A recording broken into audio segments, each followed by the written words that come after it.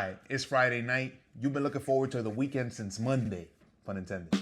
You've been going through the motions. You just want to enjoy a nice movie date, either by yourself, with your shorty, whoever. You hop in the whip, you're on your way to the theaters, bumping Hurry Up Tomorrow, because you love The Weeknd, you love the album, it slaps. Pull up to the theater, hit the concession stand, pay almost $100 for some popcorn and a slushie, maybe you throw in some M&Ms. You copy your ticket to Hurry Up Tomorrow, featuring The Weeknd and Jenna Ortega. You lit, you think you're about to walk into a concert. And then, turns out you walked into an art gallery.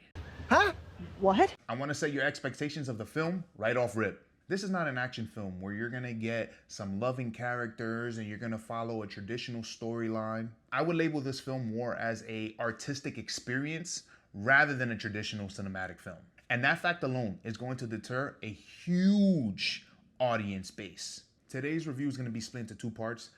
First one is going to be a general overview of the film and how the general population of people would react to it. And the second form, I'm going to cover spoilers and how I feel the film relates to the Weeknd fans like myself. This film was made for The Weeknd and Weeknd fans. The entire cinematic experience is completely tied to how invested you are in his journey and how far along you have come on this path with him. The visuals of the film are completely linked with the narrative of the story. In the first opening minutes of the film, there is an epilepsy warning. And I'm going to let you know, you should abide by it. If you're not prepared for it, this film will disorient you. It will make you dizzy and it will impact the viewing experience. This was an intentional decision made by the producers.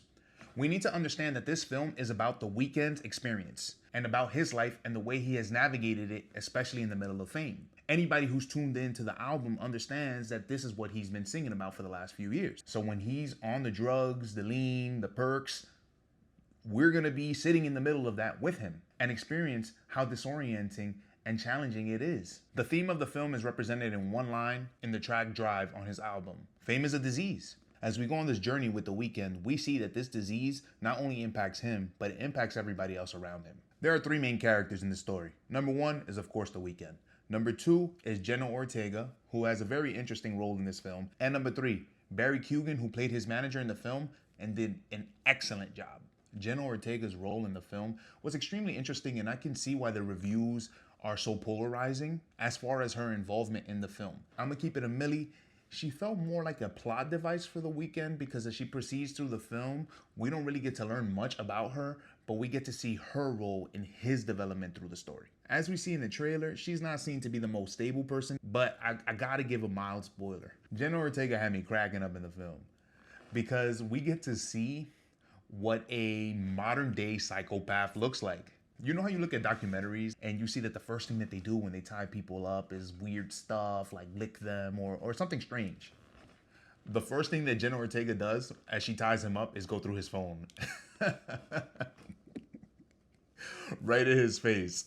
I thought that was hilarious. Her acting in the film was good. It felt a little bit of a stretch sometimes in the things that she was doing, but maybe it was to show how people with those mental health challenges navigate those kind of situations with being obsessed with a celebrity and how they would react in their company. I'll go a little bit more into depth in the fan version of the film. Barry Keoghan, who played Lee, The Weeknd's manager, was by far the star of the show. His acting was pristine. It was believable. I even had to look it up to see if that was actually his manager because I thought that the chemistry that they had was phenomenal. Every time he was on camera, it was interesting. You were always looking forward to what was the next thing he was gonna do, the next way that he was gonna motivate Abel to continue with his profession. In navigating a world where fame is a disease, I believe that Barry was a painkiller. His purpose in Abel's life was to temporarily relieve the pain, but never truly cure the symptom. He has a very impactful line in the film where he says, "You're not a regular human, you're a superhuman, and we have high expectations of you." And whenever The Weeknd tries to step away and cure any of the ailments he has, Barry makes sure to remind him that he has an obligation to the people. Although I am a Weeknd fan and love the album, I do have to give it an objective review for the everyday fan that is spending their hard-earned money on this film. In my objective review, the cons heavily outweigh the pros. For the pros, the music is great and it's creative how it's utilized throughout the film. The album was fantastic. Number two, the artistic direction of the film was great. It's like stepping into an art gallery. You're gonna go in there, you're gonna see pieces of art that make you feel some way, that make you experience emotions, and that's beautiful. But you paid for a film, not an art gallery. And Pro 3, it has a great amount of fan service. If you are into The Weeknd and have been following his journey since his inception, there are a lot of elements that will resonate with you and make the experience enjoyable. Now for the cons. Number one, you have to listen to that epilepsy warning. And you have to understand that there are going to be portions of this film that are going to disorient you and just completely change the experience, especially if you're not prepared for it. Tied in with that, there are a lot of moments that are extremely chaotic and it's really hard to follow along. Con number two, when it's not chaotic, it is way too slow. And there's a lot of moments where you're trying to figure out what is happening and almost nothing is happening at all. There are a lot of awkward moments that if you don't understand what they represent, they completely throw off the entire viewing experience for you. And the biggest con of all three, this movie's not made for you. This movie was made for The Weeknd and for his fans. That's it. This film is an extension of the album and all of his past works. And if you're not there understanding what the storyline is, you need to tune into his personal music and then work your way there. There's even a moment in the film where they awkwardly hold your hand through his musical journey so that you can try to understand it. But I feel like it just fell flat and just made the entire moment lackluster. For the general population of people, I'm going to be plugging this film into the millimeter. And I got to be real, man. I got to give it a 2 out of 10. It's hard for me because I'm a huge Weeknd fan and I was looking forward to this film. The album is one of my favorite albums, but if I'm being honest, if I'm looking at it as an objective viewer who is not tuned into the music, this film is really hard to justify for the price. I think it would have been good on a streaming service as a pseudo documentary, something you watch during the weekend. Oh, brother, this guy stinks! But besides that, I think that it made a very challenging viewing experience for the audience. Hey man, I gotta call it what it is. If y'all think I'm tweaking, please comment below. Let me know your thoughts. And don't forget to like and subscribe before we hop into the next section. Let's jump into the spoiler section and the fan review. As somebody who's in the profession of counseling and a huge Weeknd fan, I really enjoyed the movie. I love the album, and it really took me out of some dark places in the last few years. So it was extremely interesting to see how this disease of fame affected The Weeknd. And I love the aspect of the film that was magical. I believe that this film was about the truth. Jenna Ortega worked as a plot device for The Weeknd to show him that in order for him to face honesty, he needs to stand still. When you're working a life that you're just constantly moving at 100 miles an hour and it's, I got a tour, I got this next thing that I need to do.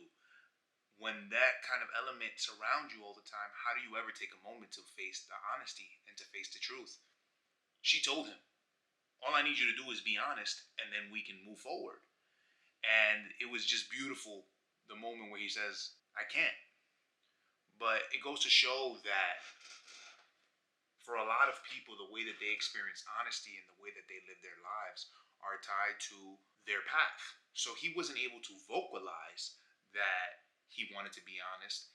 He understood that his way of honesty was to sing. I love that The Weeknd put intention in making sure that he sang Hurry Up Tomorrow to the crowd. As we all saw, it was a concert that was a personal moment from us to him. That really solidified to me that that movie was not about the general population. That movie was about us. That movie was for us who drive with the windows down.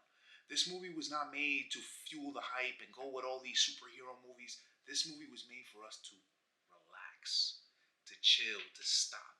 And I think that's what I love about The Weeknd. As we live in a world where music is just constantly pumped out, and it's the next big thing, the next rah-rah, jumping on a car, twerking. The Weeknd reminds us like, hey, there's a lot of us who still navigate life slowly, that love to love. Those of us that feel pain. And this was a moment for us to experience his life. It was beautiful. Believe his manager that's just kind of like, you got to get out there. You got to get out there. Even at the price of his voice. Even at the price of his sanity. I thought one of the best scenes in the whole film was when he's on the phone yelling at his ex. And while he's doing that, they're still getting him ready for the show. Enjoy the show. Like, that was so fire. It was so good. And I think that one part that stuck out to me heavy was when he goes at the end and it's without a warning. You know, I love it. For the crowd to scream, my name. That was fire. Like, it goes to show us that, yeah, even though this stuff kills him, he still loves it. He's still gonna jump on the stage and give you a show at the price of his soul. And I thought that was so beautiful. There was also the moment where he's sitting by the fire, and who does he see? His childhood self, looking back at him like, but you couldn't really gauge the expression. It was like, do you regret selling your soul for fame? Do you regret inheriting this disease, or do you love the process of your craft? Do you love to follow this path and continue this way?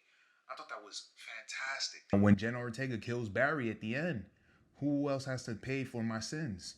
Like, his sins are what they are, and they're going to continue to take everything around him. I love that. Another element that I love, him and Jenna had the beautiful night. They had the beautiful moment where they were out and they had an amazing time. And in the morning, when the sun came up, boy, yo, I gotta go. And she's like, trying to be like, oh, take me to Australia. He's like, yo, leave me the hell alone. Like, that's not how this works.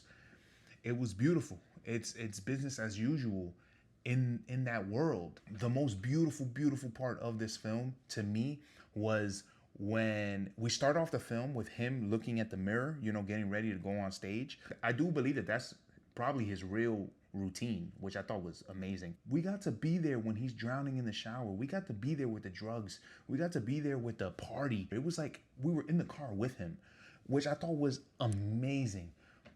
But the part of it that I believe landed everything was at the beginning of the film, he starts off in the mirror getting ready for the show. And then even after his friend dies and after the fire takes over, where does he end the film? Back in front of the mirror. The show goes on. He's on tour. He doesn't have time to digest. He doesn't have time to feel pain, to process what's going on. The show must go on. The show must go on. I thought that was beautiful. Enjoy the show.